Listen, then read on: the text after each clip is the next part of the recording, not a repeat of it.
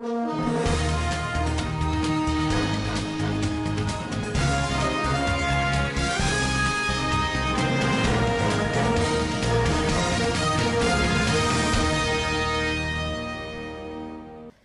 National Working Committee of the People's Democratic Party (PDP) visits Governor Bello Matawalle, describe him as a miracle governor. ASU suspends strike after 9 months. The Department of State Security Service warns of planned bombing, terrorist attack in the country. On business, the price of cooking gas has risen in the country. On sports, Leon Dembele injured in training. And on the international scene, Trump rejects COVID-19 relief bills. Hello there, welcome to Standard Voice Television News Update. I am Svtv Ibrahim. The national chairman of the People's Democratic Party (PDP), Prince Uche Secondus, has described Governor Bello Matawalle Maradun Birdan Hausa Shettima Sokoto as the best governor the party has produced in the country. The national chairman of the party, who made this known when he led the National Working Committee members of the party on a consultative visit to Governor Bello Matawalle, stated that the governor is a great product from the party in terms of good governance, management of crisis, ensurance of peace and political unity among Nigerians. He said the party is proud of his vision and political direction toward ensuring development and creating an avenue of political unity in Zamfara State and beyond. Our correspondent, Rahma Ibrahim, reports. Chief Uche Secondus assured Governor Bello Matawalle of the party's leadership support and encouragement for the challenges ahead. He said the National Working Committee of the party will continue to support his efforts and good work in bringing sanity and ensuring safety of lives and properties in the state through the peace initiative embarked upon by his administration. He condoled the government and people of Zamfara State over the killings of some aides of the Emir of Kauran Namuda along Zaria Funtua Road recently and other innocent citizens who lost their lives as a result of armed banditry in the state. Responding, Governor Bello Muhammad Matawalle Maradun Birdan Hausa expressed gratitude and appreciation to the National Working Committee of PDP for the visit, which he described as an encouragement for him in the discharge of his official responsibility. Governor Bello Matawalle explained that no amount of pressure or discouragement can deter him from doing everything humanly possible to salvage the people of the state from the menace of banditry, kidnappings and other violent crimes. The Shettima Sokoto noted with dismay that after sleepless nights he spent and working hard to ensure the rescue of Kankara school children, a spokesman of the All Progressive Congress (APC) accused him of aiding banditry in the state and other states across the Northwest Zone. He said the peace accord he initiated was to ensure that peace and tranquility return to the state so that people of the state can sleep with their eyes closed. While thanking them for the visit, the governor said he will invite the National Working Committee members of the party for a visit to Zamfara State in order to see for themselves what his administration is doing in the area of good governance and security. The visit was attended by all members of the National Working Committee of the party, members of the National Assembly from the state, former Minister of Finance and Honorary Advisor to the Governor Ambassador Bashir Yuguda Gusau, commissioners and other senior government officials. That has been the report. Rahma Ibrahim Dosara reporting for SVTV News, Gusau. Troops of Operation Hadarin Daji have again rescued 10 kidnapped victims from bandits at Senyewa village in Zamfara State following a tip-off. The Coordinator Defense Head Media Operation, Major General John Ineche, disclosed in a statement on Tuesday in Abuja. General Ineche said the troops had on December 20th responded to a distress call on the bandit activities in the area and engaged them accordingly. Our correspondent, Sumaya Ibrahim, reports. According to him, troops overwhelmed the criminals with spare firepower and forced them to abandon 10 kidnapped victims before fleeing in disarray. The rescued kidnapped victims have been reunited with their families. General Enenche also disclosed that troops of Operation Will struck killed one bandit, arrested 2 others in 2 encounters in Benue State on Monday. He said the troops received incredible intelligence on the presence of some bandits around Angua Mbangu general area in the state. According to him, the bandits were linked to the recent killing of a Makudi-based lawyer and his wife. Troops swiftly mobilized to the identified location where they had contact and engaged the criminals in firefight. Sumaya Dosa reporting for SVTV News, Gusau. Passengers of an Abuja-bound commercial bus were on Tuesday kidnapped on Benin-Uche Road in Edo State. The bus left Benin on Tuesday morning and the driver was heading to Abuja, but hoodlums intercepted it at gunpoint between Eno and Iropen in Edo State, shooting into the air. Sources said Tuesday night that the passengers were moved into the forest. At press time, the victims were still in the kidnappers' den. Police spokesman Chide Nwabuzor refused to pick his calls and he did not reply to the SMS and WhatsApp messages sent to him. The police of Bayelsa State have arrested 15 persons who allegedly specialize in vandalizing armored cables, solar batteries, transformers and other electrical accessories from streetlights. Police Commissioner Mike Okole, who paraded the suspect at the headquarters in Yenegua on Monday, alleged that they have been sabotaging the efforts of the government in ensuring steady power supply to the public.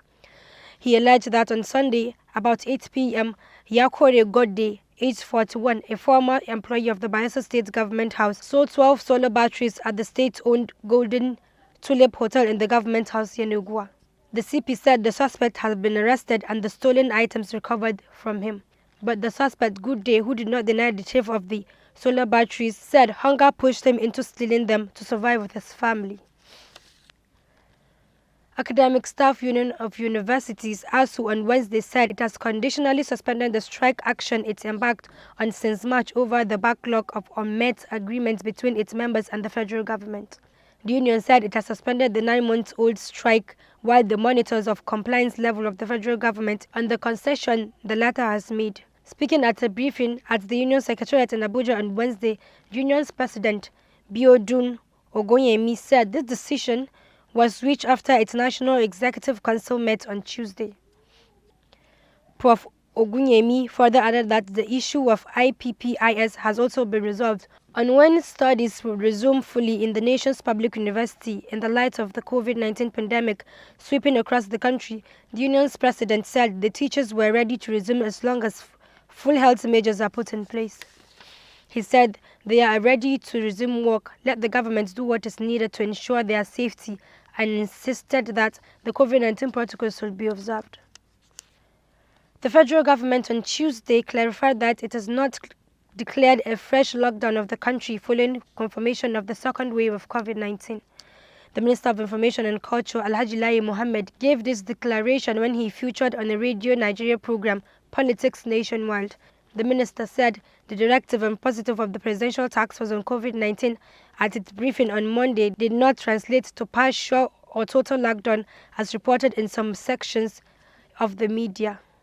He allayed the fear of Nigerians and some listeners that called in during the program that the lockdown might have negative effect on the already stressed economy.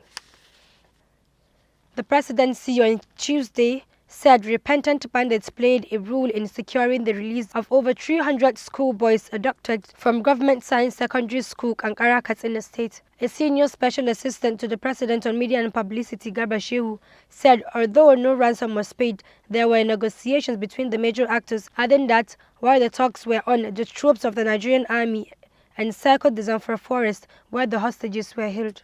Newsmen had earlier reported that gunmen on motorcycles attacked the school on December 11th and abducted the student a few hours after the president, Major General Muhammadu Buhari, retired, arrived in the state for a week-long private visit. Katsina State Governor Aminu Masari, however, announced the release of the 344 schoolboys 6 days after the abduction by bandits.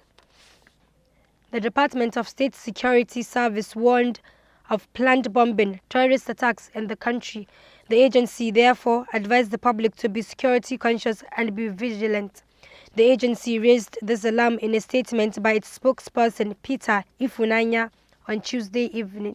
According to Mr. Ifunanya, the attacks are part of plots by some elements to undermine the federal government. He called on the general public to be security conscious and report any strange movements around their environment. The Department of State Service (DSS) wishes to inform the public about plans by some criminal elements to carry out violent activities on public places, including key and vulnerable points during the volatile seasons. Meanwhile, people in the country have been enjoined to take advantage of these platforms and similar ones provided by related agencies to timely reach and avail them security agencies of required information.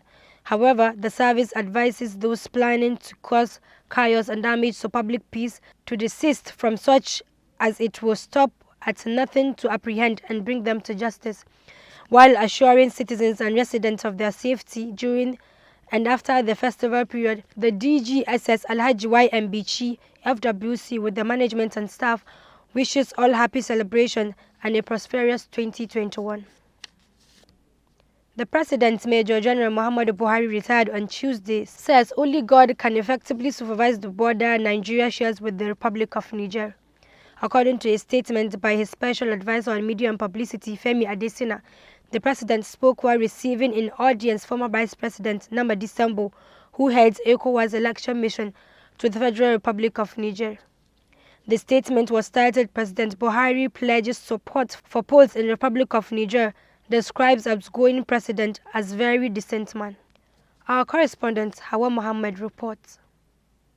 Mr. Adesina quoted the president as promising that Nigeria will give robust support to the Republic of Niger, which holds presidential and national assembly elections later this month. He was also said to have applauded President Mamadou Issoufou for not attempting to tamper with the constitution of his country and elongate his stay in power after serving for the maximum 2 terms. President Buhari said he came from the few kilometers to Republic of Niger, so he should know a bit about that country.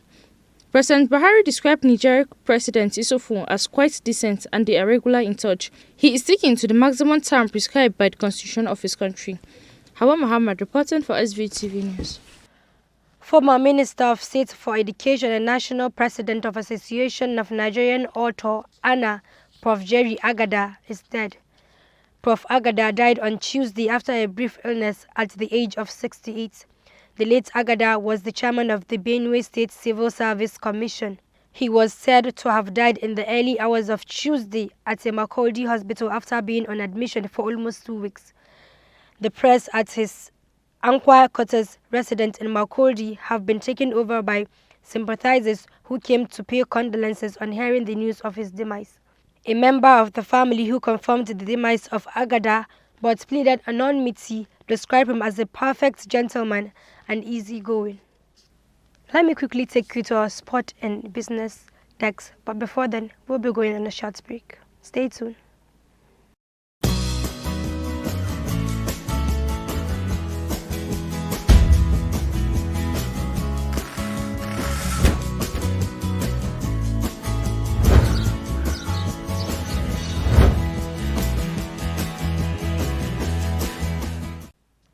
Welcome back, and on business, Sumaya Ibrahim has more details.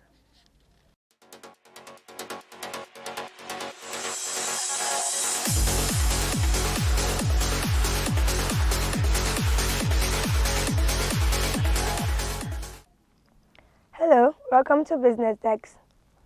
The price of liquefied petroleum gas, popularly known as cooking gas, sold to marketers in the country has risen by over 20% in the past 1 month, with consumers paying more for the product. The Naira plunged on November 30 to 500 per dollar at the parallel market, its lowest level in more than 3 years, from around 462 Naira at the start of the month.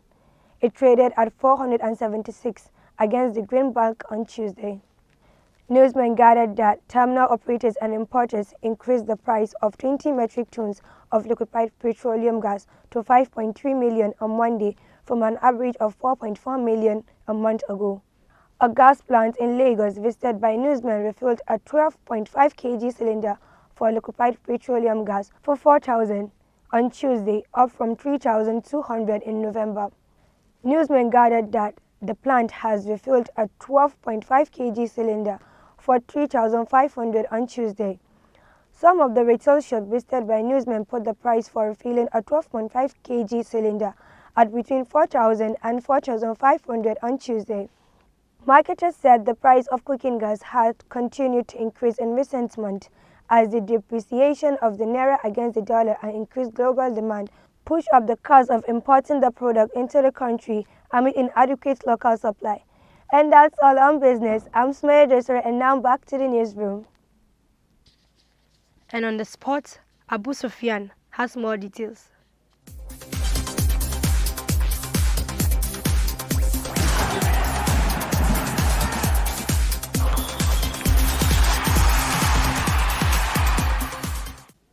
Hello, welcome to Standard Voice Television Sports Room. I'm Abu Sufyan Abakar, and as usual, I bring the sports updates. Lyon striker Moussa Dembele broke an arm in training and will miss at least the last match before the brief winter break, the Ligue 1 club confirmed on Tuesday. Lyon are second in the French top flight on goal difference and will entertain Nantes on Wednesday.